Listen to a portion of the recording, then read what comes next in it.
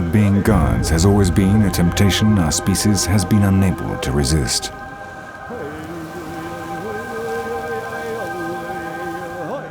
We use, change and upset the natural balances at will, and in time, when we want to correct our errors, we realize just how complex the natural balance we have altered is.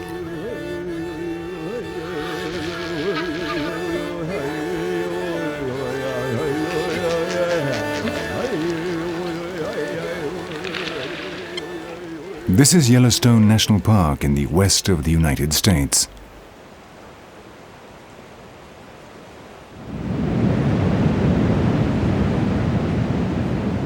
Today, Yellowstone is a sanctuary for wildlife where the animals live in freedom, multiplying their populations away from the growing development of the greatest world superpower in an apparently unchanging ideal balance.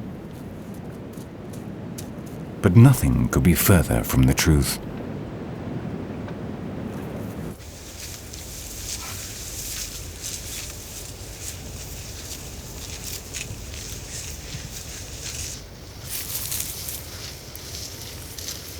Yellowstone was the first national park in the world. Here the foundations were laid for the creation of a network of sanctuaries to preserve nature from the unstoppable advance of man, and in the case of Yellowstone, to save an emblematic American species from extinction, the American buffalo. Man was on the point of wiping out this species, and man managed through Yellowstone to save it from extinction. But when the park was created, old enemies came face to face. Yellowstone is surrounded by cattle breeding territory, and no one was fond of the most important predator in the reserve. An animal that could kill domestic cattle and which in nature was the only one capable of hunting the buffalo, the wolf.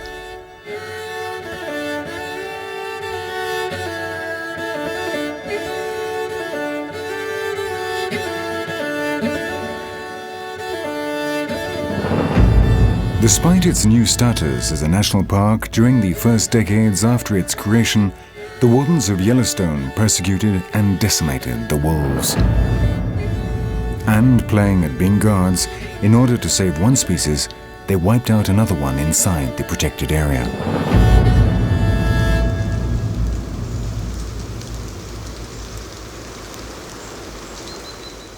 In time, scientific knowledge has revealed surprising data. Not only had the wolves not wiped out the buffalo in Yellowstone, in fact, they favored the health of its populations.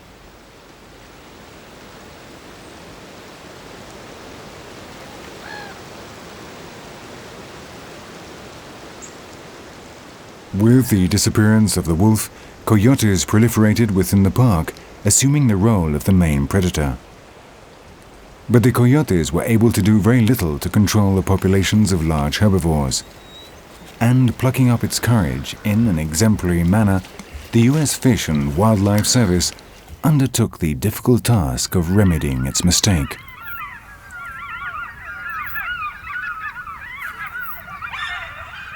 Today, the grey wolf has returned to Yellowstone.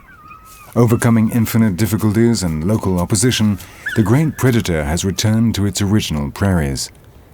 And the first effects were rapidly seen.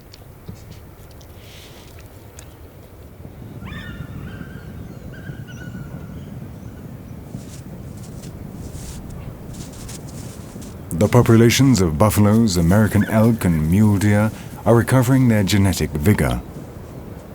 The coyotes, whose numbers threaten different local species of birds and rodents, have returned to their original populations.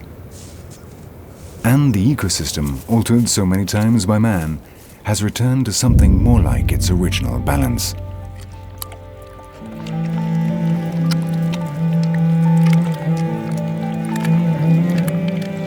Today, the wolf of Yellowstone is now a symbol of hope, a demonstration of how our mistakes can be put right. We have changed the planet, devastating our surroundings and playing at being gods in a world whose functioning we do not really understand. But we have also reached a cultural, moral and scientific development that is leading us to correct mistakes. And new winds of hope are starting to blow in a world that needs help and where the very future of our species is at stake.